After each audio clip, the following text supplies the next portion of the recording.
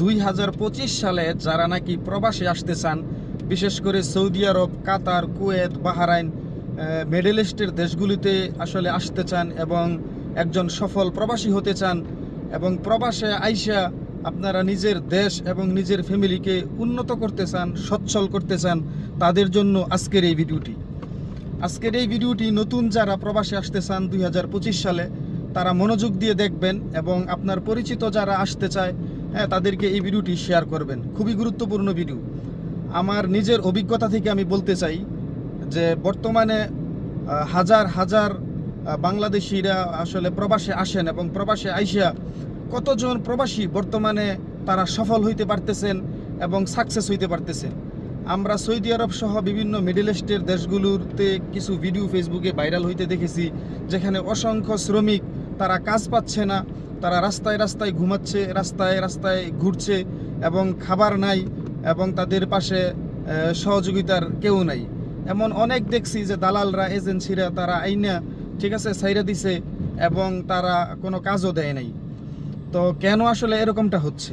বাংলাদেশিরা তারা প্রবাসে আইসা কেন বিপদে পড়তেছেন? এর পিছনের কারণ কি? পিছনের কারণ হচ্ছে যে বাংলাদেশের থেকে যেসব শ্রমিকগুলি প্রবাসে আসে তারা বাংলাদেশের বিভিন্ন দালালের মাধ্যমে বিভিন্ন দালালরা বিভিন্ন কাজের প্রলোভন দেখিয়া ঠিক আছে বিভিন্ন চমকপ্রদ কাজের ভালো বেতনের সুযোগ সুবিধার কথা বইলা তারা আসলে প্রবাসে নিয়ে আসে। আর এটা করে দালালের পেট ভারী করার জন্য, দালালের পকেট ভরার জন্য। কারণ আপনাকে একটি ভিসা দিয়ে নিয়ে আসতে পারলেই তার পকেট ভারী হবে। এখন আপনি প্রবাসী আইসা কতটুকু সফল হবেন না হবেন এটা তার চিন্তা না। তার চিন্তা হচ্ছে আপনাকে বিভিন্ন কথা বইলা ভিসা দিয়া অন্য দেশে পাঠাইতে পারলেই তার লাভ। আসলে বাংলাদেশিরা বিশেষ করে প্রবাসী আইসা বর্তমানে আনসাকসেসফুল হচ্ছে এবং দেশের থেকে ঋণ করে আইসা এবং ঋণের বোঝা মাথায় নিয়ে আবার দেশে ফিরতেছে। এর পিছনের মূল কারণ হচ্ছে তারা অদক্ষ। বাংলাদেশে এখনো অসংখ্য যুবক আছে যারা বাপের হোটেলে খাইতেছে, ঘুরতেছে, আড্ডা দিতেছে, অযথা সময় নষ্ট করতেছে, কিন্তু কোনো কাজ তারা শিখছে না এবং তাদের কোনো দক্ষতা নাই। তাদের নিজের কোনো কাজের দক্ষতা নাই, ভাষাগত কোনো দক্ষতা নাই, কোনো স্কিল নাই এবং কোনো যোগ্যতা নাই। আর যেই মানুষটা বাংলাদেশেই কোনো কাজ করতে পারতেছে না বা তার এমন কোনো যোগ্যতা নাই যে বাংলাদেশে সে 2টা টাকা ইনকাম করবে, আর সেই লোক যখন নাকি প্রবাসে আসে, বিদেশে আসে, আর বাংলাদেশ হচ্ছে একটা উন্নয়নশীল রাষ্ট্র, আর আপনি যেই দেশে আসবেন, সৌদি, কুয়েত, কাতার, বাহরাইন বা পৃথিবীর যে কোনো রাষ্ট্রেই যান না কেন, সেগুলো হচ্ছে উন্নত রাষ্ট্র। তো একজন উন্নত রাষ্ট্র আপনাকে মাসে লাখ লাখ টাকা বেতন কেন দিবে? কোন যোগ্যতায় দিবে? ঠিক আছে, সেটা একবার চিন্তা করছেন?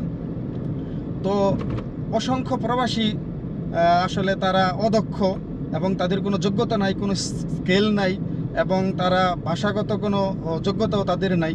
আর সেজন্যই তারা প্রবাসে আইসা পড়েন বিপদে। কারণ কোনো যোগ্যতা না থাকার কারণে ভালো কোনো কোম্পানি বা ভালো কোনো ব্যক্তি বা ভালো কোনো পজিশনে তাদের চাকরি হয় না। এবং তারা না জানেন ভাষা, না কোনো কাজ করার কোনো অভিজ্ঞতা আছে, এবং বাংলাদেশেও তারা কোনো কাজ করে নাই। ঠিক আছে, বাংলাদেশেও তাদের কোনো অভিজ্ঞতা নাই। আর তখন তাদেরকে আসলে কোনো ভালো কাজ দেওয়া যায় না। আর তারা যেসব কাজগুলি পায় সেগুলো হচ্ছে রাস্তাঘাট পরিষ্কার করা, ক্লিনিংয়ের কাজ, কোনো রেস্টুরেন্ট বা অফিসের বাথরুম, টয়লেট পরিষ্কার করা, এই ধরনের কাজগুলি তাদের করতে হয়। আর এই ধরনের কাজগুলি আসলে খুবই কষ্টসাধ্য। 12 থেকে 14 ঘন্টা, 15 ঘন্টা, 16 ঘন্টা ডিউটি করতে হয়, সাপ্তাহিক কোনো ছুটিও থাকে না। এবং ভাষা না জানার কারণে, নতুন হওয়ার কারণে, আর আগের কোনো কাজ করার অভিজ্ঞতা না থাকার কারণে এই 14-15 ঘন্টা ডিউটিও তাদের অনেক কষ্ট হইয়া যায়।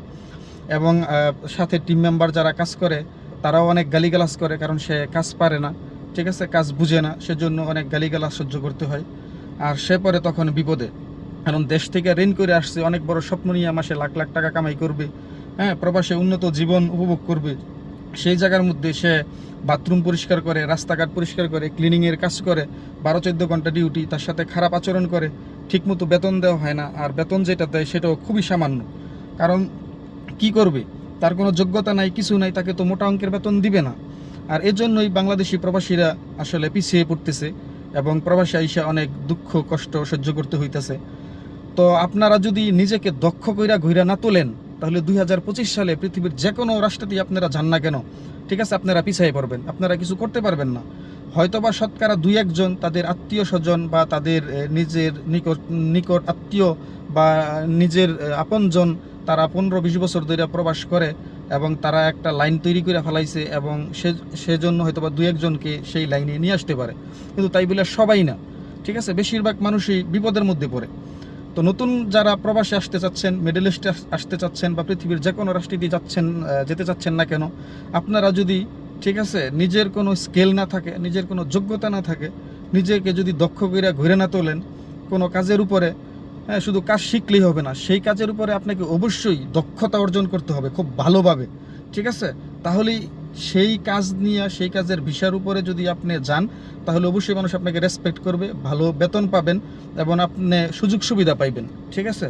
আর তা না হইলে, ঠিক আছে, আমার মতো যদি অদক্ষ অবস্থায় বাংলাদেশেও কিছু করেন নাই, শুধু ঘুরছেন, গাড়ছেন, খাইছেন, আড্ডা দিচ্ছেন, ঠিক আছে, কোনো কাজ শিখছেনও না, কোনো কাজ করেনও নাই, তাহলে মনে করেন যে প্রবাসে আইসা পড়বেন বিশাল বিপদে, কঠিন বিপদে পড়বেন। দুঃখ ছাড়া আর চোখের পানি ফেলানো ছাড়া কিছু করার থাকবে না। তখন বুঝবেন যে জীবনে কি করলাম। তাই বলছি যে অবশ্যই নিজেকে দক্ষ করে ঘুরে তুলুন। যে কোনো কাজ হোক, আপনি যেই কাজটা ভালো পারেন সেই কাজটা আপনি করেন, শিখেন, খুব ভালোভাবে শিখেন এবং আপনি যেই দেশে যাবেন সেই দেশের ভাষাটা আপনি শিখেন। যতটুকু পারেন আপনি ভাষাটা শিক্ষা অভিজ্ঞতা অর্জন কইরা তারপরে আপনি প্রবাসে আসেন। আর আপনি এইগুলা না শিক্ষা দেশে ঘুরবেন, গাড়বেন, খাইবেন, আড্ডা দিবেন, কিছুই শিখবেন না, কোনো যোগ্যতা নাই, দক্ষতা নাই, আর স্বপ্ন দেখবেন যে বাবাই ঋণ কইরা বা টাকা পয়সা জোগাড় কইরা বিদেশে পাঠাই দিলে সে বিদেশ যাইয়া মাসে লাখ লাখ টাকা ইনকাম করবো। এত সহজ না ভাই, বর্তমান পৃথিবীটা অত সহজ না। আমি এই 6 মাস প্রবাস জীবনে, সৌদি আরব প্রবাস জীবনে আমি বাস্তব অভিজ্ঞতা থেকে আপনাদেরকে এই কথাগুলি বলতেছি, কারণ এই কথাগুলি বলা প্রয়োজন মনে করতেছি যে এই কথাগুলি যদি কেউ একজন শুই না, যদি সে নিজেকে দক্ষ কইরা ঘুরে তোলে এবং প্রবাসে আসতে চাচ্ছে, তার কোনো যোগ্যতা নাই, কিচ্ছু নাই, ঠিক আছে, এবং আইসা যেন বিপদে না পড়ে, সেজন্য আমার এই ভিডিওটা তৈরি করা, যেন আমার এই ভিডিও থেকে আপনারা নিজেরা অভিজ্ঞ মানে এই বুঝতে পারেন এবং নিজেকে দক্ষ হিসাবে গড়ে তোলেন এবং সেই দক্ষতা নিয়ে যেন প্রবাসে আসেন এবং আইসা আপনারা সাকসেস হন, রেমিটেন্স পাঠান, দেশকে উন্নত করেন এবং আপনার ফ্যামিলিকে উন্নত করেন। এটাই আমি চাই। প্রবাসে আইসা বিপদে পড়েন এটা আমি চাই না। আমি একজন সৌদি প্রবাসী। আপনারা আমার যেই ফেসবুক পেজ থেকে এই মুহূর্তে এই ভিডিওটি দেখছেন, সেই ফেসবুক পেজের নাম হচ্ছে সৌদি প্রবাসে সিয়াম কষ্টের সাতকাহন। আমার এই ফেসবুক পেজটিতে ফলো দিয়ে, কমেন্ট করে, শেয়ার দিয়ে পাশে থাকবেন, কারণ আমার এই পেজ থেকেই আমি প্রবাসের বিভিন্ন রকম তথ্য এবং বিভিন্ন রকম সুযোগ সুবিধা আপনাদের জন্য তুলে ধরব এবং আমার বাস্তব অভিজ্ঞতা সহ বর্তমান প্রবাসে কি চলছে, কীরকম হচ্ছে এবং কিভাবে আসলে এবং কিভাবে কি হলে কি হবে, সেই ধরনের সব কিছু আপনাদের সামনে তুলে ধরার চেষ্টা করব। তো পাশে থাকবেন, সাপোর্ট দিবেন, ভালো থাকবেন। আর এই ভিডিওটি যদি ভালো লেগে থাকে, মনে করেন কোনো বিন্দুমাত্র উপকার হয়েছে আমার এই কথাগুলি শুই না, এবং যারা প্রবাসে আসতে চায় তাদেরকে শেয়ার করে ভিডিওটি পাঠাবেন, যেন তারা দেখে নিজেকে প্রস্তুত করতে পারে এবং প্রবাসে আইসা যেন কোনো রকম বিপদে না পড়ে। ভালো থাকবেন, সুস্থ থাকবেন, দেখা হবে অন্য কোনো ভিডিওতে। আল্লাহ হাফেজ, আসসালামু আলাইকুম।